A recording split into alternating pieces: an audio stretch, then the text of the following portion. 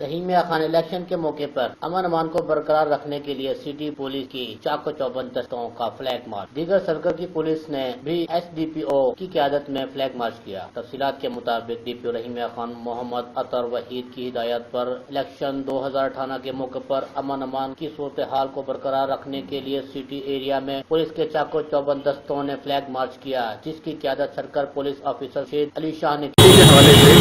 جو ہماری پراپر جاری ہے اور فورس ڈپلائمنٹ ہے اس کے انتظامات کے حوالے سے ہے۔ سارے S H O city circle ہمارے ساتھ موجود ہیں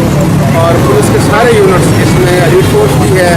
اور کمانڈوز بھی ہیں، دیگر اضلاع سے بھی تفریح آئی ہوئی ہے، سارے ہمارے ساتھ اس میں پارٹیسپیٹ کر رہے ہیں اور انشاءاللہ ہم اس دفعہ رحیمیہ خان کے باسیوں کو بڑی اچھی سیکورٹی جو ہے وہ الیکشن ڈے کے حوالے سے ان کو مل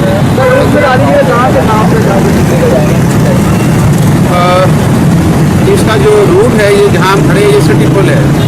یہاں سے ہم بلدیم چوک جائیں گے، بلدیم چوک سے سرکولر روڈ سے ہوتے ہوئے نورے والی پھاٹک سے ہم چوک خانستان سے تھلی چوک اور تھلی چوک سے ہوتے ہوئے اڈا خانپور اور پورا ایریا ہم کور کریں گے اس میں پھر ہم گڑی سانگی بھی جائیں گے اور نیو چوک بھی جائیں گے۔